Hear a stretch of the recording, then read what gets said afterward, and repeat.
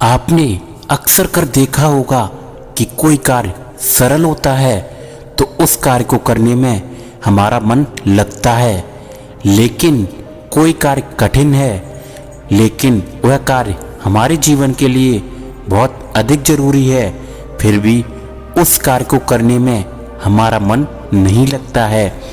तो आज हम आपके लिए एक ऐसी कहानी लेकर आए हैं जिससे आप अपने मन को हर कार्य में लगाना सीख जाएंगे और आपका मन इधर उधर भटकना भी बंद हो जाएगा।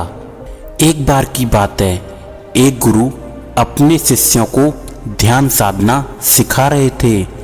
तभी एक शिष्य बोला, गुरुजी, मुझे कुछ समझ नहीं आ रहा है, क्या मैं आपसे कुछ पूछ सकता हूँ? गुरु ने कहा, बिल्कुल पूछ सकते हो। तभी शिष्य ने कहा, जैसे मैं पानी पीता हूँ तो मेरी प्यास बुझ जाती है, या कोई भी पानी पीता है तो उसकी प्यास बुझ जाती है। ये ध्यान के संबंध में ऐसा क्यों नहीं होता?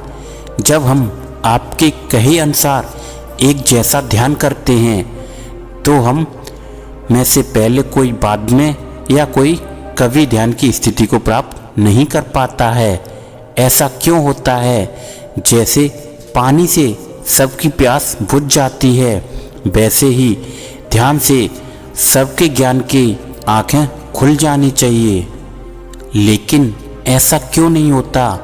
तभी गुरुजी ने कहा, कल किसी के भोजन पर हमें आमंत्रित किया गया है, कल तुम मेरे साथ चलना, मैं तुम्हारे प्रश्नों का उत्तर वहीं दूंगा।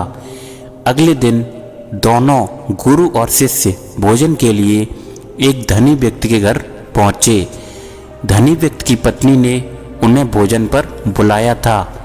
दोनों भोजन करने बैठ गए। उन्हीं के साथ उस स्त्री का पति भी भोजन करने बैठ गया था। उसने अपने सभी नौकरों पर चिल्लाकर कहा, ये क्या बेकार सा भोजन बना रखा है, इसमें कोई स्वाद ही नहीं है। वह भोजन की थाली को फेंक कर कहता है कि जाओ दोबारा ढंग का भोजन बनाकर लाओ। धनी व्यक्ति की पत्नी ने उन दोनों गुरु और शिष्य से क्षमा मांगकर कहा और उन्हें भोजन परोसने लगी। दोनों ने भोजन किया। गुरु ने अपनी थाली में 2 रोटी छोड़ दी। गुरु ने उस स्त्री से कहा कि बेटी, तुम मुझे ये 2 रोटी बांध दे सकती हो। तभी स्त्री ने उन 2 रोटियों को बांधकर दे दिया। उसके बाद वे दोनों लोग वहाँ से चले जाते हैं। तभी रास्ते में चलते चलते गुरु ने अपने शिष्य से पूछा, तुम्हें भोजन कैसा लगा? शिष्य ने कहा, भोजन स्वादिष्ट था, मुझे बहुत पसंद आया। तभी गुरुजी ने कहा, इससे अधिक तुम्हें और कुछ नहीं लगा? शिष्य ने कहा, इससे अच्छा और क्या लग सकता है गुरुदेव, मेरी भूख मिट गई और मेरा पेट भर गया। तभी गुरुजी ने कहा, भोजन तो अच्छा था, फिर उस स्त्री के पति को भोजन पसंद क्यों नहीं आया? भोजन तो अच्छा बना था और भोजन एक ही था, तब उसे पसंद क्यों नहीं आया? तभी शिष्य थोड़ी देर सोचा और बोला, आप ठीक कहते हैं गुरुदेव, मैं कुछ समझ नहीं पा रहा हूँ, आप ही कुछ बताएं। तभी गुरु ने कहा, अभी तुम मेरे साथ आगे चलते रहो। गुरु और शिष्य चलते चलते बहुत दूर निकल आए थे। शिष्य ने गुरु से कहा, गुरुदेव, हम हमारे आश्रम के मार्ग पर तो नहीं हैं, फिर हम कहाँ जा रहे हैं? तभी गुरु ने कहा, बस चलते रहो।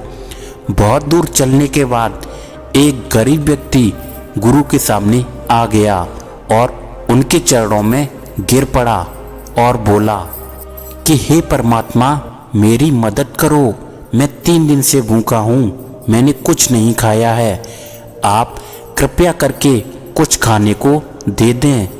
गुरुजी ने उस व्यक्ति को एक पेड़ के नीचे बैठाया और उन 2 रोटियों को निकालकर दे दिया जो उस महिला ने उन्हें बांधकर रख दी थी। रोटियों को देखते ही उस गरीब व्यक्ति की आंखों में चमक आ गई। उसने तुरंत उन 2 रोटियों को खा लिया।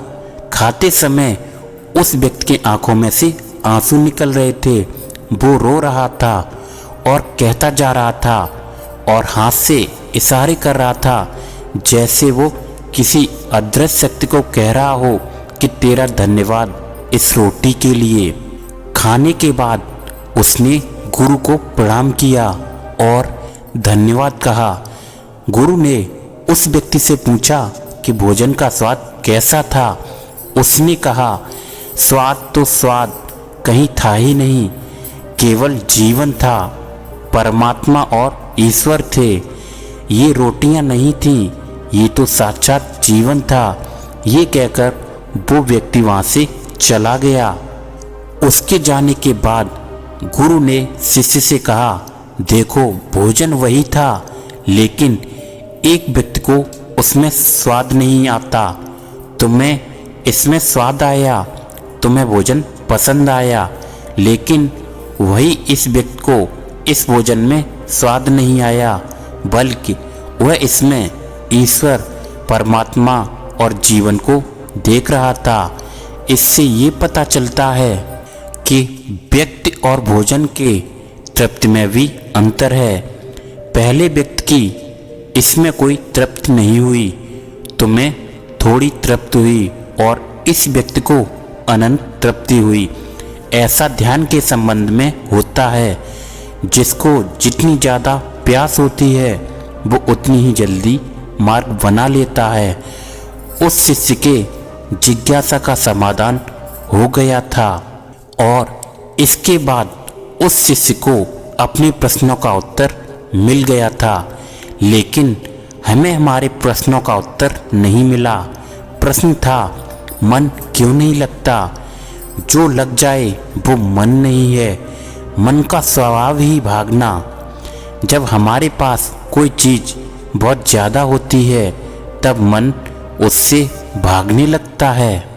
जैसे उस धनी व्यक्ति का मन जो इस भोजन से भाग रहा था, जो उसके लिए आम बात थी। लेकिन जब कोई चीज़ हमारे पास सीमित मात्रा में होती है और हमें मिल भी जाती है, तब हमारा मन उससे जुड़ा ही रहता है और हम उस चीज़ की थोड़ी बहुत अहमियत भी रखते हैं। जैसे उस शिष्य का मन जो उस भोजन से थोड़ा बहुत जुड़ा हुआ था, तो उसने उस भोजन को स्वाद के रूप में भी जाना। लेकिन जब हमें कोई चीज़ चाहिए होती है और वो हमारे पास नहीं होती है, तो सबसे पहले हमारा मन उस चीज़ के लिए बहुत लालायित रहता है। वो हर हाल में उसे पा लेना चाहता है। लेकिन जब कोई चीज़ प्राणों से जुड़ी हो, जैसे कि वो 2 रोटी, और जब बात प्राणों पर आ जाए तब मन गायब हो जाता है। तब आप स्वाद नहीं देखते और भोजन का प्रकार नहीं देखते, तब आपको सिर्फ भोजन चाहिए होता है। भोजन के लिए तब आप एकाग्र हो जाते हैं और जो मिला उसी में आपको आनंद आ जाता है। स्वाद हो या ना हो, आपके प्राण अंदर तक उसे स्वीकार कर लेते हैं। और ये तब होता है जब मन नहीं होता। हम हमारे मन को लगाने की बहुत कोशिश करते हैं, लेकिन आपने देखा होगा कि मन कहीं नहीं लगता और ये लग भी नहीं सकता, क्योंकि इसका काम किसी चीज़ में लगना है ही नहीं, बल्कि इसका काम है आपको इधर से उधर भगाना। एक चीज़ आपको मिल गई तो दूसरी चीज़ पर ले जाना, और दूसरी चीज़ मिल गई तो तीसरी चीज़ पर ले जाना। मन संतुष्ट को नहीं जानता है, वो केवल पाना जानता है। पाने के बाद भूल जाता है जो मिल गया है और उसे छोड़ने की आदत होती है। जो छूट गया है उसे फिर से पा लेने की आदत मन की होती है। अपने जिंदगी के पिछले हिस्सों को देखो और जानने की कोशिश करो कि क्या आपका मन कहीं लगा है, कहीं रुका है, या आपको अभी तक भगा रहा है और आप भाग रहे हो। अब सवाल आता है कि अगर मन का काम भागना और सिर्फ भागना ही है तो क्या हम जिंदगी भर भागते ही रहेंगे? क्या हम कहीं रुक नहीं सकते? ध्यान से देखो तो जिंदगी ऐसी ही है। जन्म से लेकर मृत्यु तक इंसान भागता ही रहता है, कभी किसी चीज़ के पीछे तो कभी दूसरी चीज़ के पीछे। लेकिन फिर भी कुछ इंसान अपवाद हो जाते हैं, फिर वो रुक जाते हैं, भागना बंद कर देते हैं, तब चीज़ें उनके पीछे भागती हैं। वो किसी चीज़ के पीछे नहीं भागते। इसका सबसे बड़ा उदाहरण गौतम बुद्ध हैं। हम आम लोग अपने जीवन में कैसे ठहराव ला सकते हैं और अपने मन को, अपने आप को नियंत्रित करने से रोक सकते हैं? और इसका एक ही रास्ता है और वो है ध्यान व्यवस्था में आना। मन भागता है, ध्यान ठहराव लाता है। मन लालच देता है और ध्यान लालच को देखने की दृष्टि देता है। मन कहता है दूसरी चीज़ को पकड़ लो और ध्यान कहता है जो मिला है उसे जान लो। ध्यान एकाग्रता लाता है, लेकिन ध्यान को लेकर हम भ्रमित रहते हैं। ध्यान का मतलब आंखें बंद करके बैठ जाना नहीं होता है, ध्यान को समझना होता है। एक छोटी बच्ची बहुत अच्छी बांसुरी बजाती है और उसके सुर में खो जाती है, तब उसका मन गायब हो जाता है। उसके प्राण केवल उस बांसुरी की धुन में ही रम जाते हैं और यही उसका ध्यान बन जाता है। लेकिन ऐसा इसलिए होता है क्योंकि उस लड़की को उस बांसुरी में रस आता है, आनंद आता है, और यही उसकी प्रकृति है। वो वही कर रही है जो वो हो सकती है। एक अध्यापक जब वो अपने बच्चों को पढ़ाता है तो उसमें खो जाता है। वो अपने प्राणों से उस पढ़ाने का आनंद लेता है, उसमें उसकी रुचि है, यही उसकी प्रकृति है। जब वो पढ़ा रहा होता है तब उसके मन में कोई हलचल नहीं होती है। वो तब ना ही भूतकाल की बात सोचता है और ना ही भविष्यकाल की, वो केवल वर्तमान में ही रहता है। जो व्यक्ति जो है अगर वही होने लगे तो उसमें ही ध्यान होने लगता है, वो एकाग्र होने लगता है। लेकिन जब व्यक्ति कुछ होने की कोशिश करता है तो उसका मन हावी होने लगता है और एकाग्रता टूट जाती है और तब हम भागते हैं।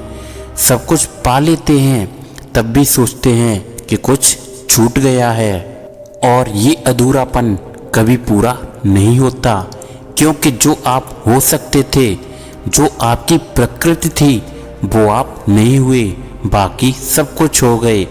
ऐसे ही आप हमेशा अधूरे रह जाते हैं।